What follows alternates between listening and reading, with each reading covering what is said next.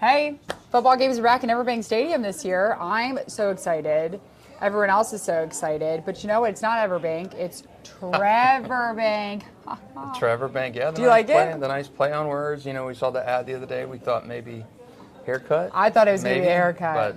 But it was so weird in the week. Not a crowd or anything like that. So it could not have been Trevor cutting his perfect Samson type lock. Yeah, but he said no chance. By the way, yeah, it's Trevor Bank Stadium for the Browns coming into the Jags this week. So, what do you think? Browns, Jags? What's your pick? Can they get back on track? I'm opposite from you. I'm optimistic for the Jaguars each week, even though last week or last year I went 9-8 just like them. I think the Jaguars are going to win this weekend. I think, both teams are 0-1 coming into week 2, so someone has to win. And I think it's going to be the Jaguars. The reason why they're going to want to win at home in front of you guys, the fans. 2, I just don't think the Browns are very good. They didn't really show much against the Cowboys. They obviously didn't do well. I think they only scored a field goal in that whole game.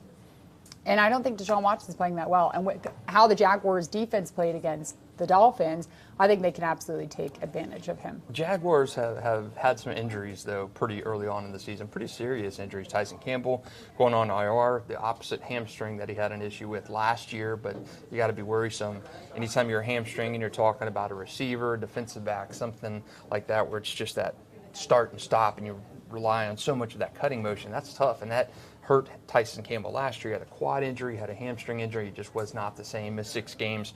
He's going to miss at least 4, and the Browns game being the first one. So if it was another team that they were playing, I would be more worried, but it's the Browns. Deshaun Watson has absolutely sucked in his time in Cleveland. He's got another sexual assault case been lobbied against him this week. The guy is probably a worse football player than he is a human being, if that is possible.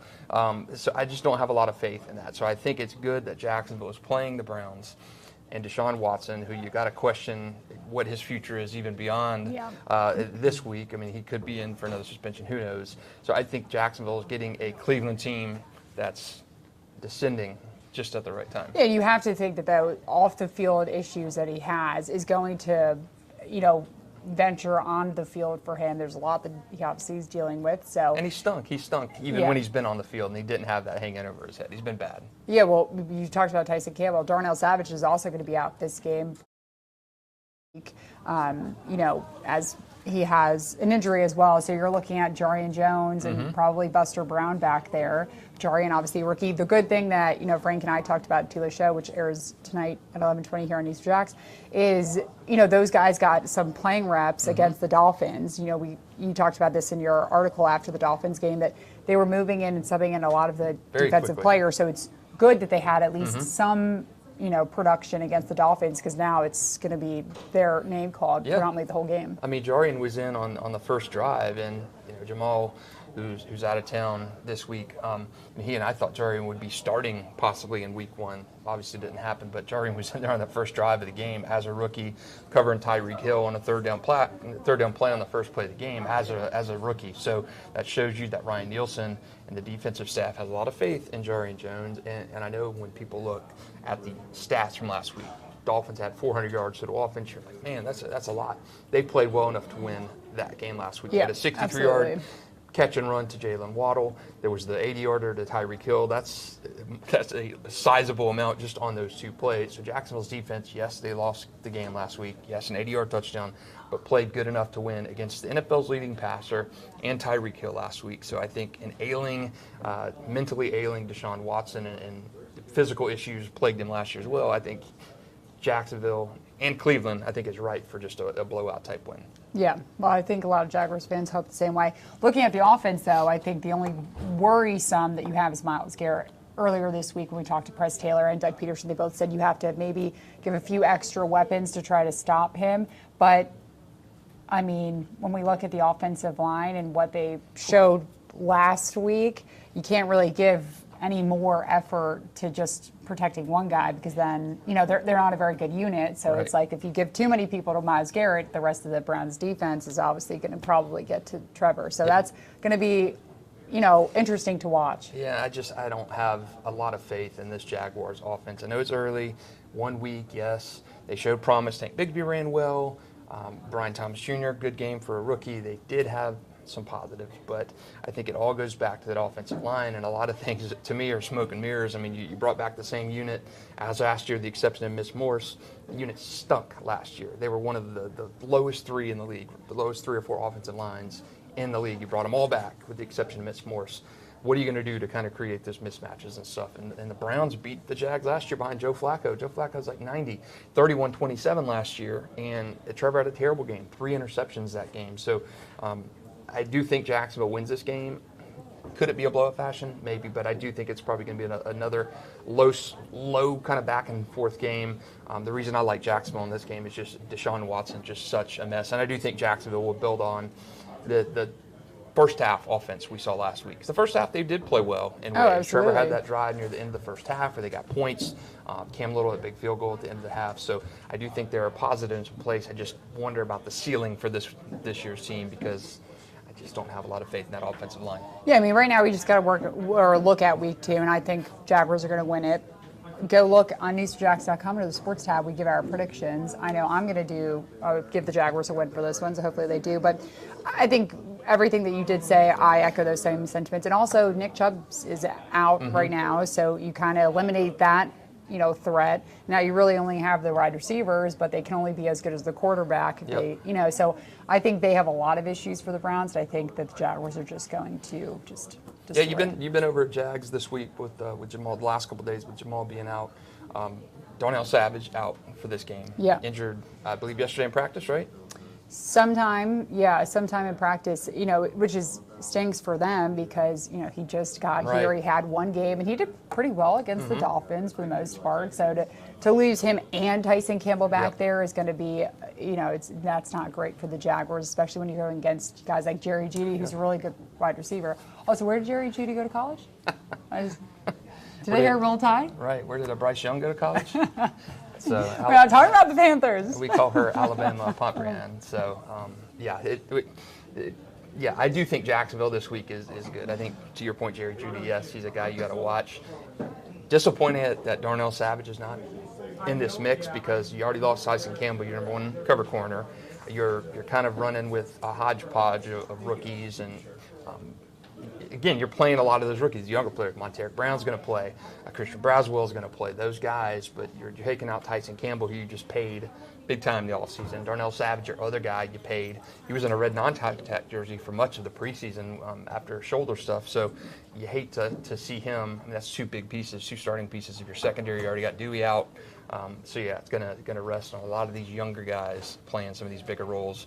Again, it's against Deshaun Watson. I don't have a lot of faith in him. You wonder what's going on in his head, and he's been a terrible acquisition for Cleveland. I think personally, Josh Hines-Allen, Trayvon Walker, maybe one of the other defensive tackles. I'm thinking at least 2 sacks on Deshaun Watson this week. Okay. What do you think? Trayvon had 2 last week. Still waiting for number 41 to get in the sack column. So that's kind of a little 2 against the defense. There's going to be at least 2 sacks for the defense. I don't know who's going to do it. I'll say 3 sacks. I'll say Trayvon gets 1. I say Josh gets 1, and I think I'll say either Devon or Eric gets 1. So I'm going to mix it up. I know Trayvon had the big week last week, but yeah, I think 3 sacks for Ryan Nielsen's defense. I think one apiece for those guys. So the Jaguars are going to win. There's going to be at least 3 sacks. I mean, Jaguars finish. That's a good Sunday. I know. We need to go to the Bet MGM or something like that and start laying out the odds. So yeah, you've been over at Jags a little bit this week. Kind of the vibe from Doug that you saw. I know Monday he was a little frosty. What's kind of been your vibe seeing press and Ryan and Doug this week? I think they're good. I think, they always say like that 24-hour rule. Monday, no matter if you win or lose, just leave it behind you. And now they're focused on the Browns. They're focused on winning at home. We said this earlier in the podcast, how they didn't do so well winning at home last season. So I think there's an extra effort. And it's so early in the season already, even though every game does matter, but it's so early in the season. I think that first game, they just needed to work out some kinks. They were also going against, like you said, a really good team. The Dolphins are not the Browns, and the Browns are definitely not the Dolphins. So it's going to be, I don't want to say an easier test because it's an NFL team, but I think that they can take a little bit of a deep breath, and they're going to go into this. I think they'll be just fine. And they seem just fine. That they're leaving that behind them, working on those corrections this week, which is what they kept saying. We asked them, how much you learn from a team from week 1 to week 2. And, both Press and Ryan Nielsen both said that there was some corrections that needed to be made. They made it in practice this week, and we should be able to see it Sunday when they go against the Browns. Knock on acrylic. We see that happening this week. So I do worry about that offensive line. Like I said, with Myles Garrett, he's just disruptive.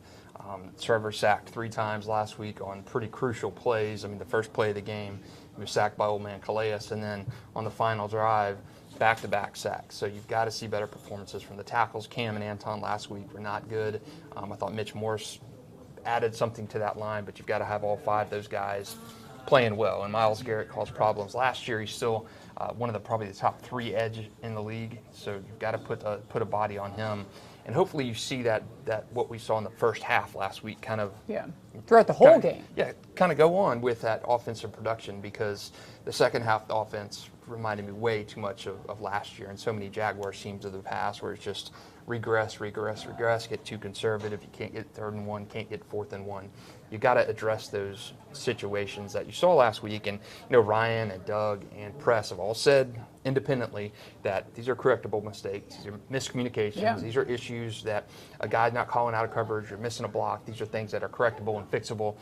They don't see this as like a talent deficiency or anything like that. So you hope that the reaction is to overreact in week 1.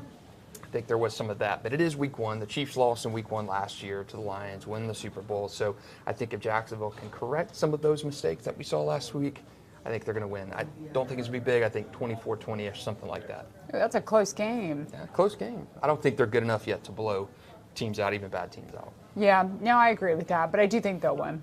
I do. So we originally had planned to meet fans out at the Slab on Sunday for our 2-hour pregame show, but the weather and everything has kind of canceled that. We still will have a 1-hour show from 11 to 12 in the studio here. So we'll tailor our Slab and tailgate plans till sometime later in the year, hopefully. But we will be live 11 to 12 from our studio here on Sunday, previewing that game. And I hope to celebrate with you a little bit later on. Jamal St. Cyr will be back. Alessandra, Jana, Angel, and I will be talking with you all things Jags. You can catch that from 11 to 12 before the game on Sunday. What's your prediction of the game? Oh, I'm writing my prediction right now. I'm about to go back to my desk and write it. Got to watch it. Got to look for one touchdown, 21-14. That may change, though, when you read the article.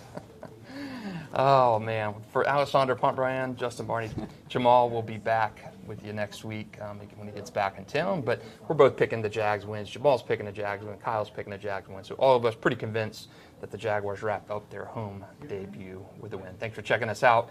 You can find us wherever your favorite podcasts are found, and check for Jags.com for all your Jaguars coverage.